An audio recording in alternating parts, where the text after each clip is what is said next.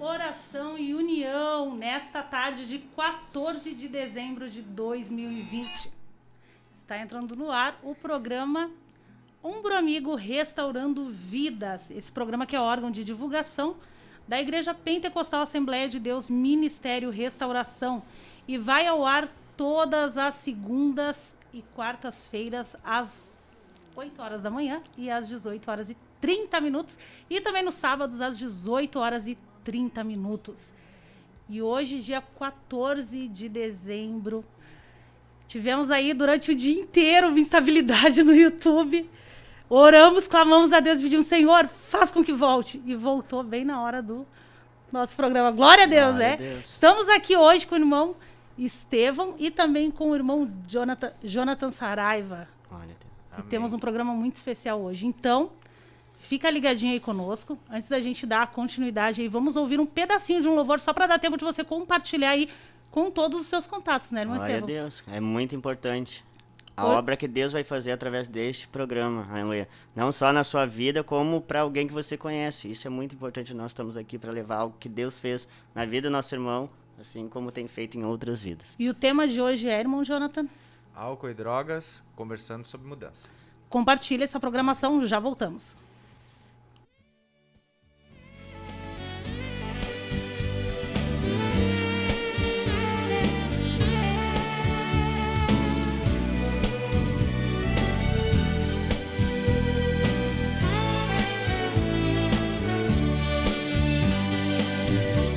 Pra que tantas lágrimas que molham teu rosto, tristeza no olhar, lamento e desgosto, mas estou aqui trazendo vitória. Eu tenho poder.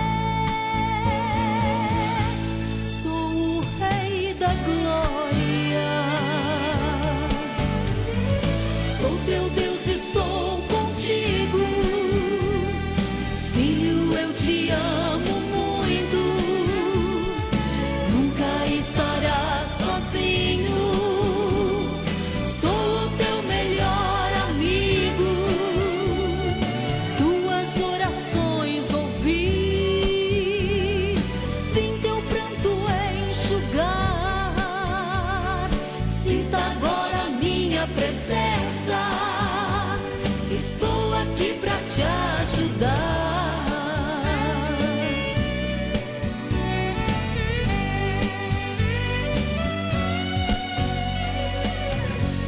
Mas estou aqui trazendo vitória. Eu tenho poder. Sou o Rei da Glória. Sou teu Deus, estou contigo. Filho, eu te amo muito. Nunca estarás sozinho. Sou o teu melhor amigo. Tuas orações ouvi. Vim teu pranto enxugar. Sinta agora a minha presença. Estou aqui pra te ajudar. Estou aqui pra te ajudar. Te ajudar. Te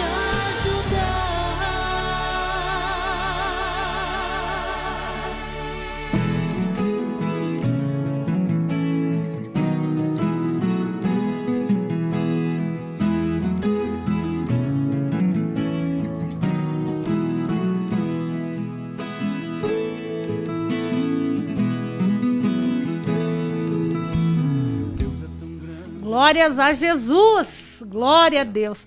Tem uma palavra que hoje, assim, veio falando comigo. Hoje falou algumas vezes, recebi até figurinha com essa palavra, né? Glória a Deus. Lucas 1,37, que diz assim, ó.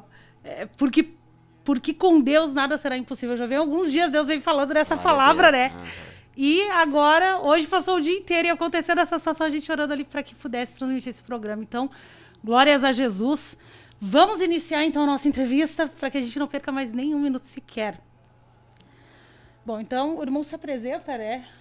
Se apresente quem é o irmão Jonathan Saraiva, né? Tira aí, só baixa a máscara para os irmãos. Não. Levanta de novo, baixa a máscara. Isso, bota de novo.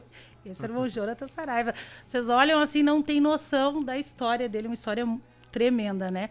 Vamos ir direto ao ponto, né? Então já vamos iniciar com a primeira pergunta. O irmão Jonathan, ele era usuário de drogas, ele era droga dependente. Como que o irmão conheceu as drogas? Primeiramente, gostaria de cumprimentar a todos os irmãos que estão participando desta live, que estão participando deste programa. Para mim é um imenso prazer poder estar aqui participando e falando um pouco a respeito daquilo que Deus fez em nossa vida, da forma com que Deus mudou a nossa história. E eu quero então agradecer à irmã Tainê pelo convite, agradecer a toda a equipe que está compondo aí este trabalho maravilhoso do Ombro Amigo, o irmão Paulo Tadeu, o irmão Ronaldo Restelli também, que estão trabalhando com isso. E eu fico muito feliz de poder hoje estar aqui com os irmãos. E respondendo então a pergunta da irmã Tainê, eu entrei no submundo das drogas quando eu tinha apenas 14 anos, quando eu utilizei pela primeira vez a maconha. Já vinha utilizando, obviamente, outras drogas que não são drogas ilícitas, né? Mas o que me fez me aprofundar, então, nos vícios foi a primeira vez que eu comecei a usar maconha e depois, então, outras drogas também ilícitas. Mas eu já fazia uso de álcool, que também é uma droga e a longo prazo é considerada uma das piores drogas que existem. Mas eu usava, né, quantias pequenas de álcool, usava já cigarro também. Mas eu lembro-me até hoje, a primeira vez, com 14 anos de idade, que eu usei a primeira vez a maconha. Com Foi 14 numa festa, anos. com 14 anos. Foi em uma festa que ocorreu na minha cidade. E aí, então, estando com um grupo de amizade naquele período, eles já usavam e aí me incentivaram a usar também. E como é muito comum, né, na adolescência acontecer desta forma, em estar envolvido com os grupos, e aí, para não se sentir excluído dos grupos, acabamos querendo ser aceito e fazemos o que eles fazem. E a gente não tem consciência, né, das consequências, dos prejuízos. Então, com 14 anos de idade, eu fiz o uso a primeira vez da maconha. E já com 15, eu fazia uso de pitico, que é a mistura da maconha com a cocaína ou o crack. Fazia também o uso já de crack. Com 15 anos de idade, eu comecei a usar crack. E o crack eu comecei, né, obviamente, foi também assim de forma, vamos dizer, inconsciente dos prejuízos, né? Eu não tinha aquele conhecimento e como a gente é adolescente não acredita no que a gente já ouvia falar e no que a gente via. Eu tenho um parente em específico que já usava droga nessa época, já tinha perdido toda a sua vida, sua família, sua profissão. E eu via, né, quais eram os prejuízos da droga na vida dele. Ele era usuário de crack e cocaína. E ainda assim é entrou. hoje. Sim, e mesmo assim, né, acabei por não ter a consciência, por ser, né, imaturo e não considerar, né, a realidade, acabei já com 15 anos fazendo uso também de crack. Então, vamos dizer que de um ano para o outro eu usei maconha, já comecei a usar drogas mais pesadas, né, desde cola, loló, enfim, foram diversas drogas mesmo que em um período dos 14 anos até os meus 18 anos, que foi quando eu então conheci a Jesus, eu usei os mais diversos tipos de drogas e que então me conduziram aí a uma situação deplorável que hoje, graças a Deus, estou liberto. Glória a Deus. Irmão Jonathan, e nesse tempo o irmão morava com os pais, com a família? Eu fui criado pela minha bisavó materna e então eu já desde muito novo sempre tive aquele suporte, aquele carinho de vó, né? Então acabei talvez permitindo que essa situação, essa circunstância, e por morar com uma mulher já na idade que eu tinha, ela já era idosa, então eu acabei me encontrando em uma situação de maior liberdade, então não tinha aquele contato materno, aquele contato paterno, né? Então isso também talvez tenha sido um dos fatores geradores, né? Por não ter a presença dos pais. Claro que essa é uma questão específica, né? Mas vamos dizer que quando um adolescente, quando um jovem que está ali em um ambiente já predisposto a influenciá-lo a fazer o uso de drogas, e se não houver pai e mãe presente, né, os prejuízos eles são muito mais prováveis, que esse jovem acabe se entregando, né, a essas influências dos grupos, das amizades. Enfim, eu não tinha fisicamente, né, a presença dos meus pais, e infelizmente a gente sabe que hoje muitos jovens não têm a presença emocional e participativa dos pais. Então, essa ausência ela pode ser tanto física quanto emocional. Então, né, os cuidados eles devem ser os mesmos. E claro que a partir do momento em que eu entrei nessa vida de usuário de droga, eu comecei a transparecer e gerar prejuízos, gerar problemas. E aquilo que acontece com toda a família de dependentes químicos aconteceu com a minha, né? Que foi a codependência. Então, os meus familiares acabaram sendo prejudicados pela minha vida dissoluta, né? Pela minha conduta, ela acabou também sendo prejudicada, né? A minha família. Então, isso nós chamamos de codependência, porque a família acaba se tornando dependente também sem ser usuário de drogas. Eles nunca colocaram, de repente, querem abafar, né, o que está acontecendo, né? Sim, da às sociedade, vezes pela falta de conhecimento, eles acabam falhando nesse processo de auxiliar o dependente químico, né? E aí nós abrimos espaço para falar sobre várias outras questões que nós não vamos pontuar hoje aqui devido ao tempo, né? Mas nós vamos convidar ele para vir uma outra vez. Amém, amém. Então esses prejuízos acabam acontecendo, e não foi diferente com a minha, né? Foi altos níveis de estresse, muitos prejuízos. Eu sofri bastante, né, nesse período, porque eu também fazia os meus familiares que eu amava sofrerem. Sua Então, avó, por exemplo, sim, sofria muito, porque idade, ela era mais prejudicada, vamos dizer, porque ela não tinha muitas alternativas, ela não tinha muito o que fazer, né? Já quem podia acabava sofrendo por ter que estar indo lá na boca de tráfico, pegar um documento ou outro que eu empenhava, uma roupa, um tênis, um celular. Então eu ficava nessa condição. Ia lá, empenhava durante a madrugada, né? Às vezes até utensílios dentro de casa, e depois meus familiares tinham que ir lá buscar. Tinham que me buscar na boca durante a madrugada. Às vezes ficava 2, 3 dias dentro de uma boca de tráfico. Isso tu ainda sendo menor de idade? Sim, menor de idade. Eu entrei pro Desafio Jovem com 17 anos. 17 anos e meio. Pouco mais de 17 anos.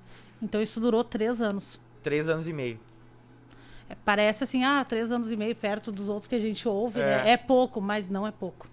Para a família que está ali sofrendo e pro dependente, é muito tempo. Cada noite, cada hora é horrível.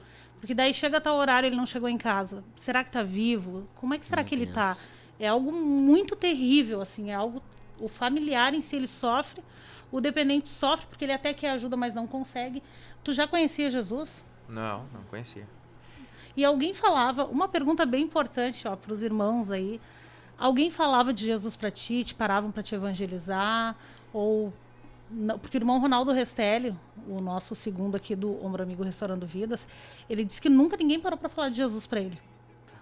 Então é algo assim, a gente precisa de pessoas que falem de Jesus. No teu caso, tu foste evangelizado? Não. Como é que foi essa questão religiosa? Olha, é até um pouco cômico assim essa situação, assim, é uma curiosidade até, porque quando eu me converti, eu estava dentro do Desafio Jovem, então foi lá que eu fui de fato evangelizado, né?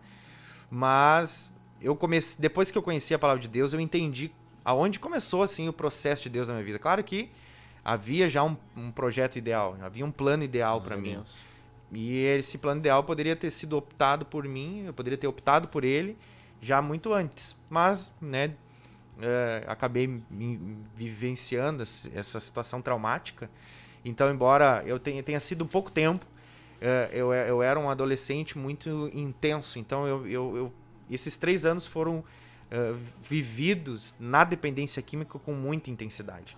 Quando eu olho para o meu passado, eu até penso assim, nossa, mas parece que tem algo errado. Não foi tão pouco tempo assim, pela quantidade de coisas, né, que eu fiz, as situações que eu me envolvi, elas foram tão intensas que parece muito mais de 3 anos e meio quando eu volto lá atrás. Então eu lembro de coisas terríveis, assim, enfim. Só que eu nunca tinha me falado assim, de forma, vamos dizer assim, nunca fui evangelizado por um crente. Sabe por quem que eu fui evangelizado? E acredito que essa circunstância, esse momento da minha vida foi o momento onde eu tomei a decisão de ir para um centro de coração. Como é que foi isso? Eu vou adiantar aquela terceira pergunta ali, né, Taine? Nós combinamos as perguntas antes para a gente poder assim, ter tempo para falar pelo menos o básico, né? Porque é muita coisa. Sim, mas bem natural, a gente vai conduzir bem lá. naturalmente. Porque assim, ó, eu tinha me envolvido com uma moça, um relacionamento com uma moça que era desviada da Deus e Amor. E a gente ficou alguns meses juntos e ela me falava de Jesus. E ela me falava de Jesus porque ela era desviada. Eu nunca mais vi ela. Durou, assim, questão de 1 mês, semanas. Eu vou dizer que foi semanas, não foram nem meses. Ela entrou na minha vida e ela começou a me falar de Deus. E eu, a princípio, não acreditava, né? Parecia não acreditar. Só que depois disso eu começava a conversar com Deus. Começava a conversar com Deus usando droga. Glória a Deus. Às vezes, na madrugada, eu tava ali numa situação terrível e dizia, Deus, tu me tirar dessa amanhã, porque eu tava com R$1.000 empenhado no traficante. E eu precisava fazer alguma coisa no dia seguinte. Claro que ali, né? Era uma ignorância minha, porque aí eu ia lá, tinha que assaltar, ou eu tinha que fazer contato com os meus amigos que assaltavam os pedestres de manhã, indo pro trabalho. E aí houve um dia que ela começou a me falar de Jesus e eu disse pra ela assim, eu não acredito em Deus. Eu não acredito nesse Deus, eu não acredito em diabo, eu não acredito em nada. E aí é que entra a questão da curiosidade. Eu não acredito em nada. E eu comecei a gritar dentro de casa assim, diabo, se tu tem poder realmente, eu tô aqui. Comecei a espraguejar, falar palavrão, palavras torpes. Desafiar ele. Desafiei o diabo de forma terrível. Terrível. Foi terrível mesmo, assim. Nem convém expressar, né, a forma com que eu me coloquei naquela situação. Pois bem, no dia seguinte, eu já estava algumas semanas, assim, uns dias sem usar nada pesado. Eu fui pra rua, comecei a usar, fiquei 4 dias na rua usando droga, me enlouqueci totalmente. Eu cheguei em casa, tinha levado umas coisas de dentro de casa, roubado umas coisas de dentro de casa, minha mãe chegou da praia, queria me matar, puxou uma faca pra mim, ia me esfaquear, eu tive que sair correndo rua fora, ela com a faca na mão, correndo atrás de mim. E é assim mesmo, não precisa ficar, nossa, é assim mesmo. É assim, infelizmente, é uma realidade de muitos jovens, muitas famílias nos dias de hoje. É uma realidade, isso acontece. Isso é uma realidade. Não foi só com ele, tem muitas histórias bem parecidas. Sim, e aí naquela situação de desespero, né, ela não sabia o que fazer, e, enfim, né, foi uma situação bem dramática ali, mas eu saí. E na época, olha como umas coisas são, na época tocava na rádio, numa rádio secular, né, mundana, tocava uma música do Regis Danese, aquela do Zaqueu, cantada por um mundano. Na época era o MC Marcinho. E aí aquela música eu odiava. Quando chegava a música, eu trocava de estação. Eu não gostava de ouvir aquela música, pra mim era horrível. E aí, né, quando eu fugi da minha mãe, eu tinha ainda um pouco de droga no bolso de uma bermuda, eu fui pro meio do mato tentar usar aquela droga. Tentar usar a última droga. Aquela foi a última droga que eu usei na minha vida. Então já tá começando a parte boa, né, do testemunho, embora resumido aqui, né, não tô contando os detalhes, né. É que é pouco tempo. Não tô contando os detalhes de como foi, assim, várias vivências, assim, situações, mas essa foi a última droga que eu, nem vou dizer que eu usei, que eu tentei usar, porque eu não consegui usar ela, porque tinha muito vento naquele lugar. E aí qual era a música que não saía da minha cabeça, né, aquela música do Zaqueu. Entra na minha casa, entra na minha vida. E eu fiquei com aquela coisa na cabeça, meu Deus, que música nojenta na minha cabeça. E eu tentando usar droga e não conseguia, aquela música tocando na minha cabeça. Aquela música tocando na minha cabeça e eu não consegui usar droga, a droga foi toda fora com o vento.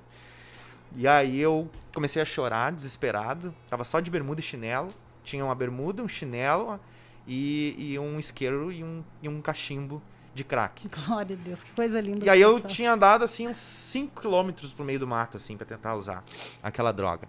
Enfim, voltei no caminho, chorando e dizendo, Deus, por que tu tá fazendo isso comigo? Por que Deus tá fazendo isso comigo?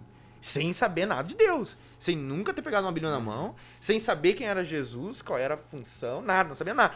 Nadinha, assim, eu era um leigo total do evangelho. Quando não vai alguém evangelizar, Deus, ele manda, ele mesmo vai, o Espírito Santo vai evangelizar. Que coisa linda isso! Que coisa linda isso!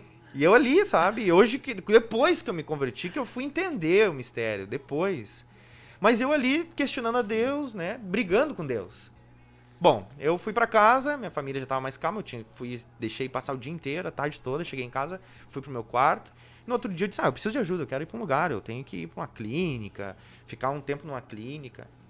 Passou uma semana, dei uma engordada, né? Comi algumas refeições que me deixaram mais gordinho, como a gente diz, né? Dei aquele engorde e fui pro centro de recuperação. Minha mãe me levou pro centro de recuperação no dia 26 de março de 2018. A irmã Alice Nunes está perguntando aqui como ele chegou ao desafio. Foi assim, eu disse pra minha mãe que eu precisava de um lugar. E ela pesquisou no Google, na internet, nem foi ela pediu pra uma vizinha, e encontrar o Desafio Jovem de Três Coroas. Tá, eu fui pra lá, levei, né, minha roupa normal, levei bermuda, levei tudo, cheguei lá, disseram, aqui é assim, assim, assim, aqui é um lugar de crente, tu vai ter que ser crente aqui, tu vai ter que te converter, era o tempo que o Desafio Jovem, tu chegava lá e te davam na cara o que era que tu ia viver lá dentro. Eu disse, tu vai ter que ser crente, tu vai ter que andar em fila, tu vai ter horário pra comer, tu vai ter horário pra dormir. Aquela pequena pressão psicológica, assim, aquela pequena pressão. Aqui tu não usa bermuda, aqui tem aquela cachoeira que tu passou lá, mas aquela cachoeira não é pra tomar banho. Mesmo estando muito calor. Aqui tu vai dormir junto com um monte de cara dentro do quarto, tu vai tomar banho junto com um monte de cara. E é assim que vai ser aqui pra ti. Quer, não quer, tchau. Claro que não foi nesse vocabulário, né? Eu tô é. aqui conjecturando, né? Mas os irmãos pressionavam a gente lá. Eu fui entrevistado por um irmão que me mostrou a realidade do que era. E eu disse, não, tô disposto, vou ficar aí, pelo menos ficar aí uns 30 dias pra ver como é que é. E aí, enfim, pra não tomar muito tempo, foi assim que eu cheguei no Desafio Jovem de Três Coroas. Resumindo também, pra não contar as experiências que eu tive lá, com 28 dias lá dentro, eu fui batizado com o Espírito Santo. Glória a Deus. E foi uma ação de Deus, porque com 10 dias eu queria ir embora. Com 13 dias eu tomei a decisão de ir embora. E aí ligamos pra minha mãe, e a mãe disse, quer vir embora? Eu não vou te buscar. Vem embora, pega um ônibus, eu deixei um dinheiro aí, pega um ônibus, vem. E quando chegar vai ter uma ambulância aqui com camisa de força esperando, nós vamos te internar. Que bom que te deu opção, né? Te deu uma opção, pelo menos. Tipo, vem, pode vir, né? Mas o que espera é isso aqui. Aí eu, né, vou ficar aí mais uns dias. Pensando bem. Aí eu acabei ficando, ela tinha dito pra mim, fica 30 dias pelo menos. Aí eu tomei a decisão de ficar 30 dias, porque quando fechasse 30 dias eu ia embora. Pelo menos sabe que tinha ficado os 30. Ela disse assim, ela disse assim, eu não vou te buscar, faz 2 semanas que tá aí. Fica pelo menos 30 dias. O mínimo, e aí, né? com 28 dias, faltando 2 dias pra fechar os 30, eu fui batizado do Espírito Santo. Deus já sabia como E aí eu tomei uma decisão de ficar no Desafio Jovem. Glória E eu a só Deus. tive vontade de ir embora de novo quando eu tava lá com 9, 10 meses. E depois disso eu nunca mais tive vontade de ir embora. Eu fui tocado por Deus naquele momento ali, né? Então, permaneci lá, fiquei lá naquele lugar lá 1 ano, né? E tive muitas experiências com Deus lá. E essa foi a porta, né, de esperança que surgiu para mim em meio àquela situação que eu estava vivendo. E é onde eu conheci Jesus, conheci a palavra de Deus e até hoje estou aí firme para a glória do Senhor. Glória a Deus. Mais uma pergunta então, irmão Jonathan. O irmão, agora no final desta conversa, o irmão acabou de falar um pouco, mas eu quero fazer uma pergunta. E hoje, como anda a sua vida? Hoje? Sim. Depois de tudo isso, o que Deus tem feito? Hoje, meu irmão, eu saí do centro de recuperação, me inseri no ministério, né, em 2019. Eu cheguei na igreja. Com 3 meses de igreja, eu fui batizado nas águas. Já 2 semanas depois comecei a dar escola bíblica dominical. E até hoje sou membro do departamento de ensino.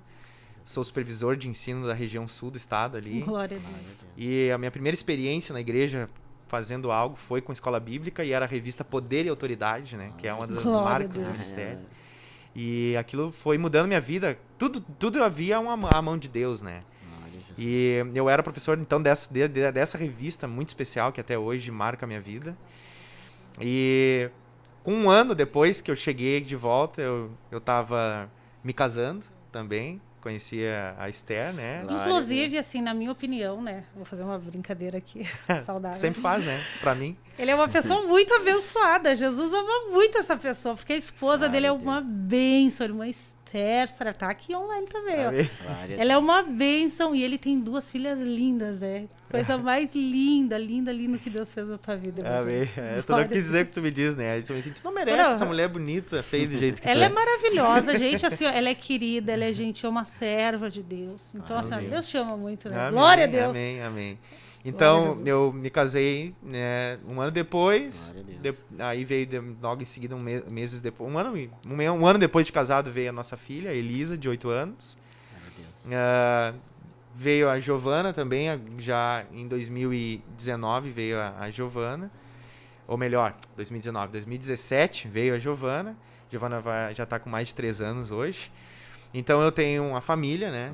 Respondendo a pergunta do irmão, estou na igreja desde então, Faz né? com que solitário vive em família, né? Tenho a minha família linda, abençoada, amada. Eu digo que são as minhas meninas, né? Minha esposa e minhas 2 filhas. E Deus fez coisas que não teríamos tempo para falar aqui, mas eu vou falar as mais marcantes, assim, que foi eu agora estar concluindo, então, o ensino superior, né, me formando psicólogo.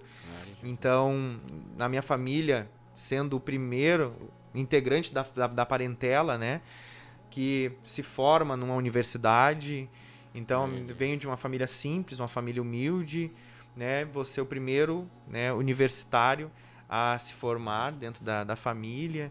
Então, Deus tem me dado um lar abençoado, Deus tem me dado bens materiais, Deus tem me dado amigos fantásticos, né? Eu amo ser parte desse ministério, dessa igreja que tem a revelação da palavra, que está no caminho da retidão, da santidade.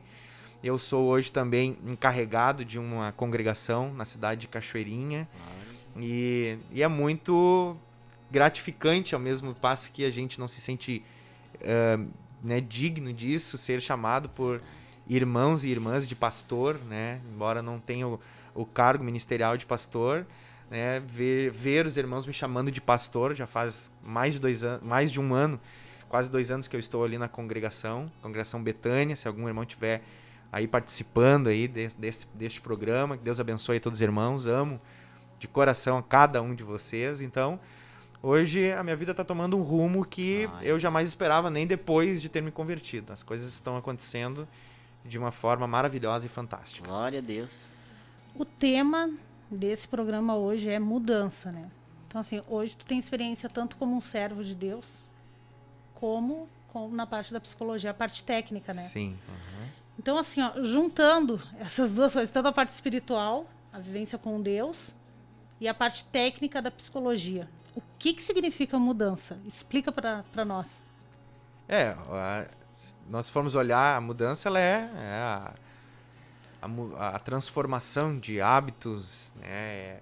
É mudar realmente de direção, trocar de direção, né? Então, respondendo então dentro do primeiro aspecto que a irmã Tainê pontua, espiritualmente é o ponto-chave, né, da questão. Quando nós conhecemos a Deus e nós conhecemos a sua palavra e nós nos entregamos ao Evangelho, nós nos entregamos à palavra de Deus, nós entendemos qual é o projeto, o plano de Deus para nós. E o que tem muito nos marcado nesse novo livro de estudos, né, que temos estudado aí, o projeto divino para cada ser humano. Então a gente vê que existe um projeto divino para nós. E quando nós aceitamos esse projeto, andamos nesse projeto, a gente já está num caminho de mudança. Porque dia após dia Deus nos transforma, dia após dia Deus muda a nossa vida. E isso é fato, né? Isso não é especulação e não é força de expressão, né? Sensacionalismo. Isso é fato. Deus muda nossas vidas diariamente. E assim foi na minha vida com a dependência química. Eu fui transformado por Deus. Deus transformou a minha vida. Tive um encontro com o Espírito Santo, né? Como disse, fui batizado. Deus falava comigo. Eu entrei numa vida de jejum e oração. Que, inclusive, o irmão Rodrigo Sica, que era o líder lá do Desafio Jovem, ele uma vez disse a mim: irmão John, tu tá jejuando demais, tu tá há pouco tempo aqui. Acho que o irmão precisa dar uma reduzida aí pra te não sofrer no mundo espiritual, o impacto. Então, claro, o conselho dele foi, né, visando o meu melhor, né. Mas eu entrei numa vida de jejum e oração, eu jejuava muito, eu orava muito dentro daquele lugar. Então, aquele primeiro momento, aquele primeiro contato com Deus foi primordial para que eu pudesse ter experiências com Deus. E a partir de então, comecei a ter experiências e foi o que mudou minha vida, irmã Tainé. As experiências que eu tive com Deus naquele lugar. O importante é buscar essas experiências, né? Exato. Porque às vezes a gente se acomoda, né, irmão Jonathan? A gente se acomoda, tem que buscar. Foi batizado com o Espírito Santo, busca mais. Deus é novidade de vida, né? Exatamente. Tem novidade, todo dia ele tem alguma coisa nova, né? Exatamente. Então, as experiências que eu tive e que eu tenho, né, até hoje com Deus, é o que me firma. Eu nunca precisei, particularmente, de que Deus levantasse profeta, de ter sonhos, visões, revelações. Deus sempre usou a própria palavra e a própria voz do Espírito Santo no meu coração é o suficiente para mim saber o que Deus quer. Glória a Deus. Então, às vezes, existem pessoas que dependem, né, exclusivamente de uma forma sobrenatural de Deus falar, né? Mas quando a gente conhece a voz de Deus, nós nos damos por satisfeitos em saber que na palavra dele ele já nos dá, né, toda a estrutura necessária, todo o conhecimento necessário para que a gente possa ser uma nova criatura em Cristo Jesus. Tem algumas perguntas aqui no chat. Posso? Claro. A irmã Márcia Vink está perguntando qual é o ano mesmo. Que ano que tu foste lá para o desafio? 2018. 2018. Aqui, ó. A irmã Luciane Café, ela pergunta: como incentivar uma pessoa dependente a dar esse passo de procurar ajuda? Procure o Ombro Amigo Restaurando Vidas. Aleluia. Tá aqui o telefone, Aí o aqui assim, ó, aqui ó, o contato, ó, 51981164462. Nós vamos te orientar ali, o irmão Paulo Tadeu vai te atender e a gente vai te orientar como ajudar essa pessoa. Entra em contato conosco, anota esse telefone aí, ó, tira um print da tela, guarda e entra em contato conosco, né? Aqui ele tá dizendo assim: como que a ajuda psicológica pode ser algum meio de ajudar para quem não serve a Deus? Eu não entendi direito essa pergunta. Quem perguntou? A irmã Luciane Café também. Amém. Bom, na verdade, nós que somos servos de Deus, conhecemos a Deus, tudo deve nos remeter ao Evangelho. Eu hoje sou, né, psicólogo pela misericórdia de Deus. Eu falo que sou psicólogo, estou me formando agora, daqui a alguns meses. Glória a Deus. Então, a irmã Tainê colocou ali também no encartezinho, né? Então a gente deixa, porque eu agora sou mais psicólogo do que qualquer outra profissão. Então já estamos nos reconhecendo já dentro desse contexto profissional.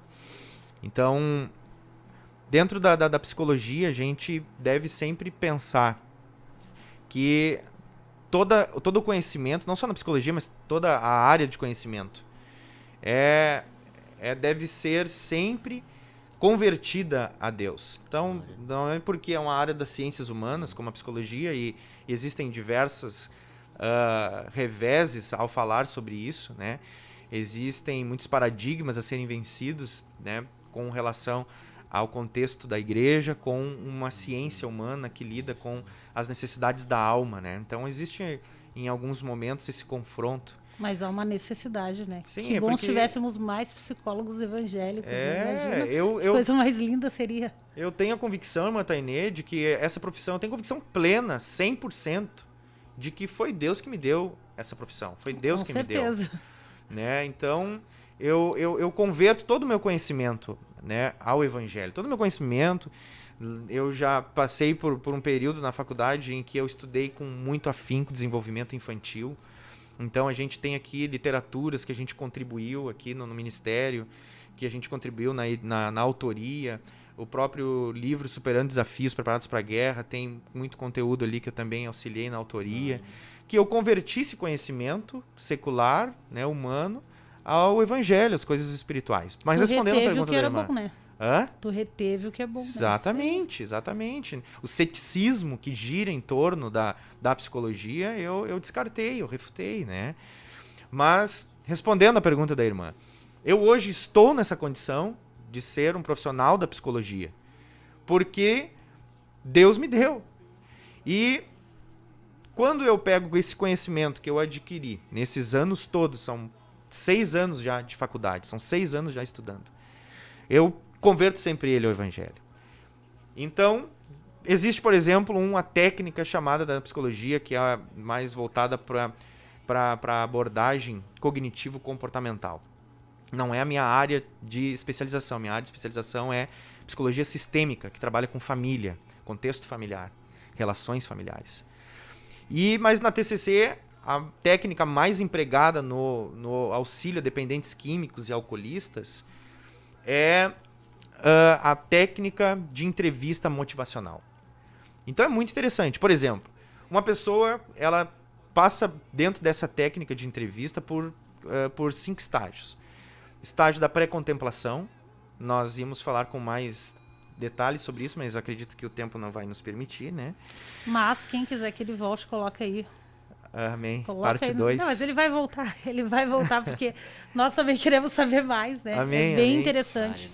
Então, resumindo, como é que funciona isso hoje? Por exemplo, se eu vou atender em um consultório um dependente químico, essa é a técnica hoje com mais resultados, com mais efetividade no tratamento da dependência química. Então, vamos criar um contexto, tá? Para responder a irmã Luciane. Isso. Vamos responder, então, vamos criar um contexto. Chega alguém no meu consultório para fazer terapia e que quer resolver o problema com a dependência química. Eu tenho que identificar qual estágio essa pessoa está. Se ela está no estágio da pré-contemplação, que é quando a pessoa não sabe do seu problema, ou não reconhece o seu problema. Eu uso droga, eu sou viciado em crack, cocaína, eu sou alcoólatra, eu destruo minha vida, mas eu não quero mudar. Eu não sinto necessidade de mudança. Ou eu paro quando eu quiser. Ou fica naquela, aí já é um outro estágio. Aí ele ainda pensa assim, eu ainda vou parar, mas vou parar quando eu quero.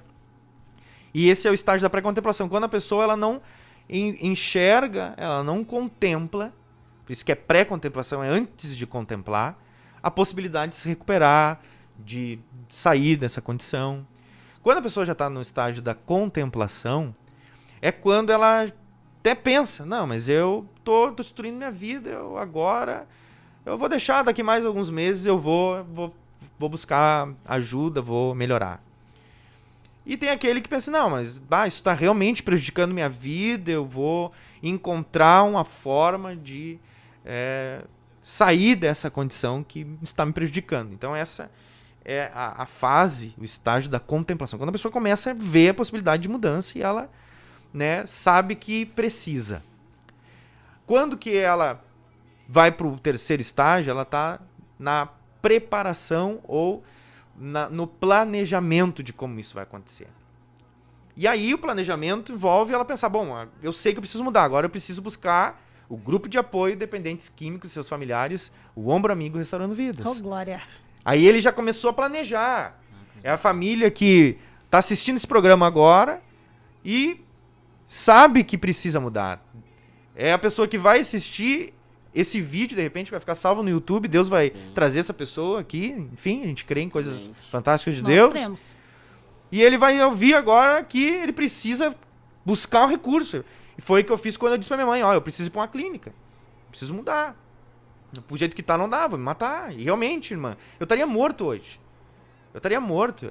Eu já tava com a arma, eu já tava com o plano para tirar a vida de uma pessoa 2 dias depois que eu tive aquela experiência ruim de ir pro meio do mato usar droga. Mas eu já tava com tudo preparado para matar uma pessoa. Eu já estaria me entrando num outro estágio da dependência, num outro estágio eu ia entrar pro crime, embora eu já assaltava, né? Embora eu já violentava pessoas por causa das drogas, né? Enfim, andava com arma, né? Pistola em mãos, buscando recursos para poder continuar usando droga.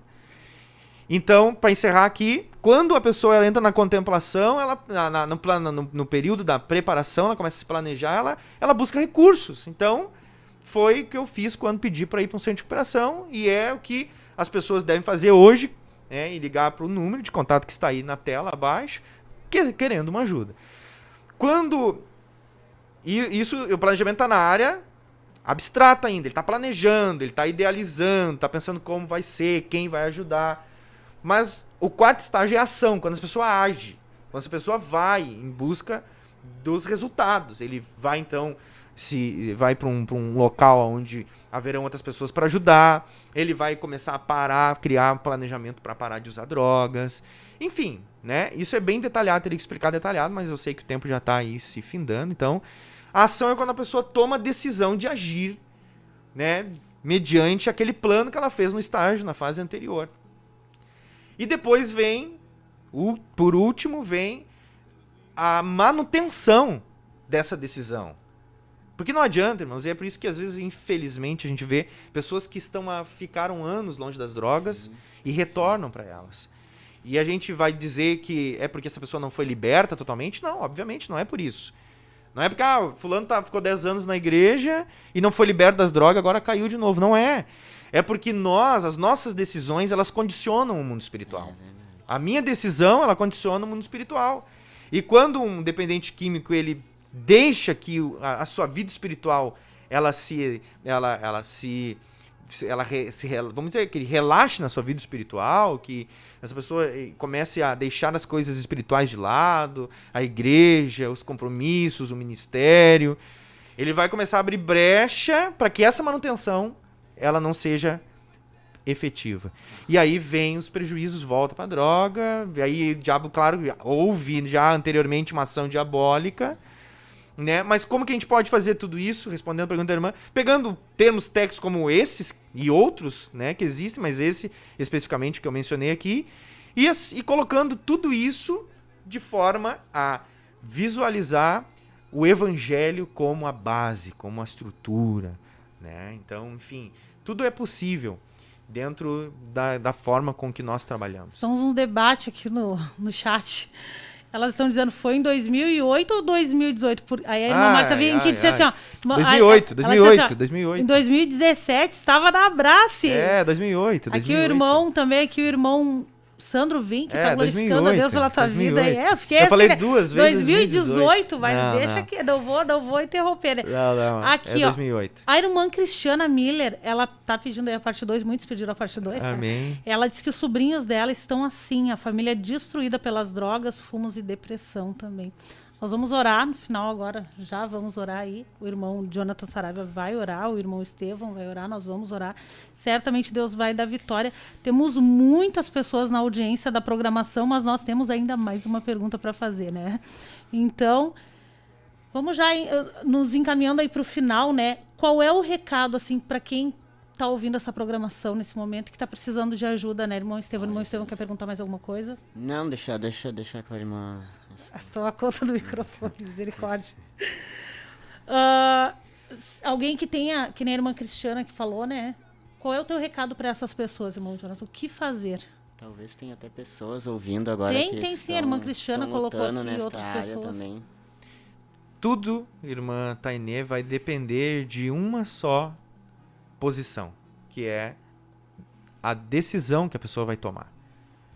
Se eu me posicionar de forma decisiva com relação à minha vida, se eu decidir e eu buscar formas de eu encontrar a solução para meus problemas, elas existem.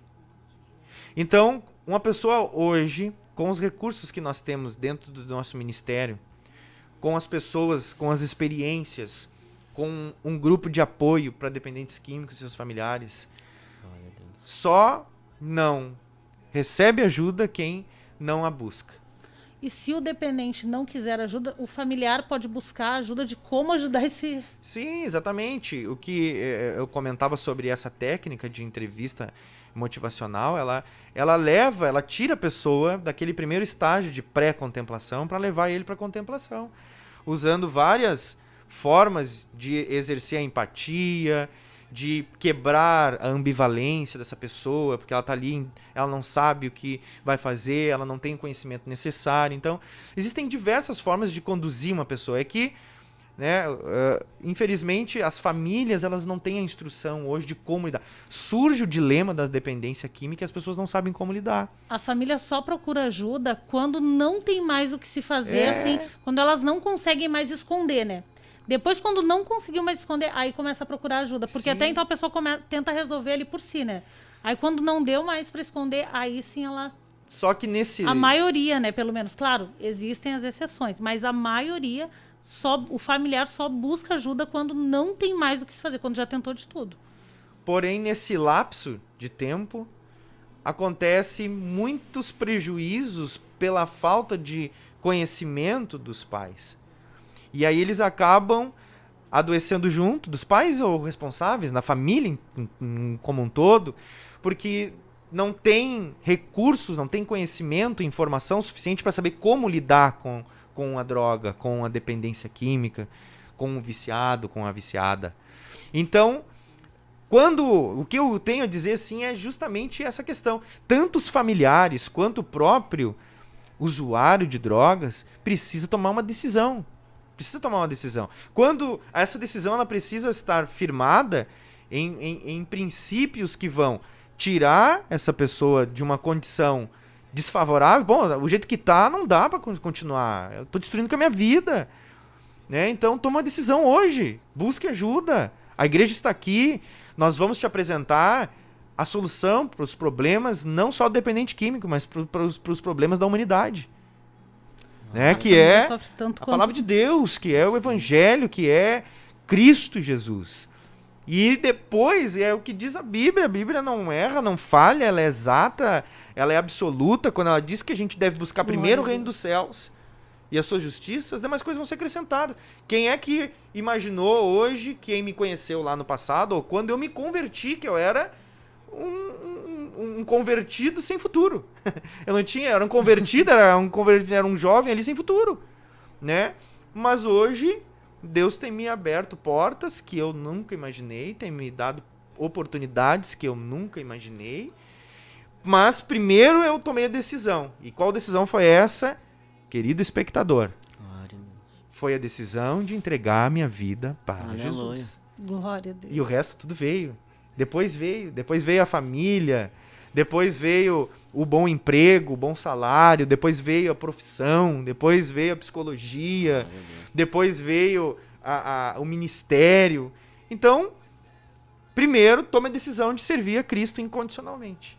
E o resto ele vai fazer. E se o teu familiar não quer te ouvir, ora por ele, diz assim, Espírito Santo, vai lá onde ele estiver agora, ministra o coração dele. Santo foi lá no meio do mato. Foi no meio do mato. Deus faz. No meio do mato. Basta ter alguém para clamar. Glória Clame pelo teu familiar, Deus não do desista dele. Deus pode todas as coisas. Deus pode todas as coisas. Temos aí 7 minutos de programação. Amém. Mais 7 minutos aí de programação, então já vamos nos encaminhando aí para o final, né? E o irmão aceita o convite de retornar em uma próxima oportunidade. Com muito prazer. Vamos só citar rapidamente aqui o nome dos nossos irmãos videologados. Não vai dar para citar todos, porque alguns já subiram daqui, né? Já sim, claro. Irmão Douglas Vieira, irmão Marcos Leonardo, irmã Marta Vargas, irmã Ana Pujol, Catiana, irmão Ronaldo Restelli, irmã Carla, o irmão Rogério, irmã Maria Tereza, irmã Cristiana Miller. Aqui, ó, ela falou o versículo. Dá uma olhadinha, que tá vendo ali, ó. Shirley, tá vendo Shirley ali? Logo, lá no finalzinho tem uma Shirley. Olha o último sobrenome dela, como é que é.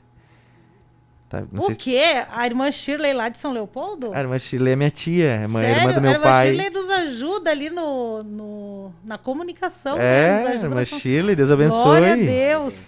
Aqui também nós temos muitos participantes, não vai dar tempo de ler tudo. Aqui o pastor Francisco, lá dos Estados Unidos, também está conosco. Glória a Deus. Glória a Deus. Temos aí pessoas de muitos lugares ouvindo a programação. Então, vamos orar neste... também aqui o irmão Paulo Tadeu, né? Que é o coordenador do nosso trabalho aqui. Já saudamos ele no início também. Deus, ele é bom. E ele é fiel. A irmã Dalva Loreto, ela diz assim, ó, peço oração por Jean Dornelles, está nas drogas, ele mora em Gravataí, ele perdeu a mãe com 13 anos. Vamos orar. Também aqui, ó, a Elisandra pedindo oração por Maicon, que está nas drogas e no álcool. Acredito que ele está na escuta. Ore por ele, crê na libertação dele. Em nome Maicon, de se tu tá na escuta, Jesus quer mudar a tua vida. E é hoje. Hoje, Jesus quer mudar a tua vida. Também a irmã Lia está aqui na escuta da programação. Glórias a Deus.